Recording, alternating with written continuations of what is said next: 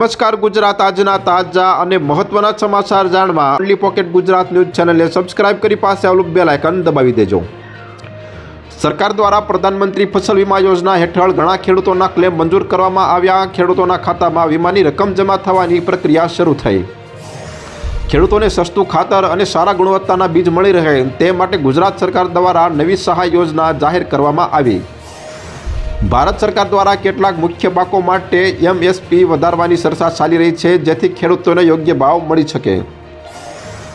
ભારતીય હવામાન વિભાગ અનુસાર આગામી દિવસોમાં કેટલાક વિસ્તારોમાં વરસાદની શક્યતા છે, જેથી રવિ પાકને ફાયદો અને નુકસાન બંને થવાનો સામનો કરવો પડશે।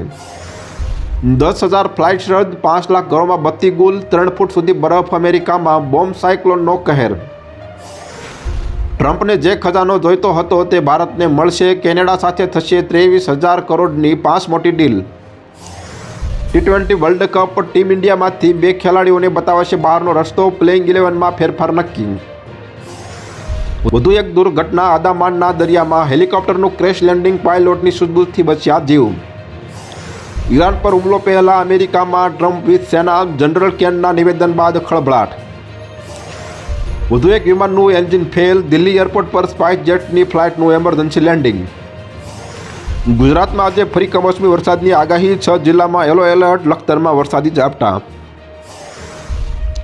હાથ પગમાં સાંકળ બાંધી ગબડતા વૈષ્ણોદેવી જવા નીકળેલા શ્રદ્ધાળુ ગુજરાત પહોંચ્યા। પુત્રના જીવનદાન માટે પિતાનું કઠોર તપ।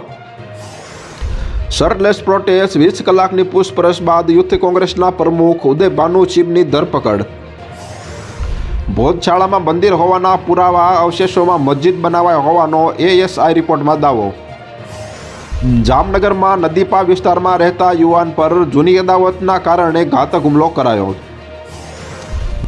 ઝારખંડમાં એર એમ્બ્યુલન્સ ક્રેશ, દર્દી સહિત તમામ 7ના મોત, પાયલોટે રૂટ બદલાવવાની કરી હતી માંગ। ભારત સ્પેસમાં એઆઈ ડેટા સેન્ટર બનાવનારો પ્રથમ દેશ બને તેવી શક્યતા। દેશમાં વિચિત્ર વાતાવરણ, ગરમી, વરસાદ અને બરફ વર્ષા। શ્રીનગરમાં 21 ડિગ્રીનો 135 વર્ષનો રેકોર્ડ।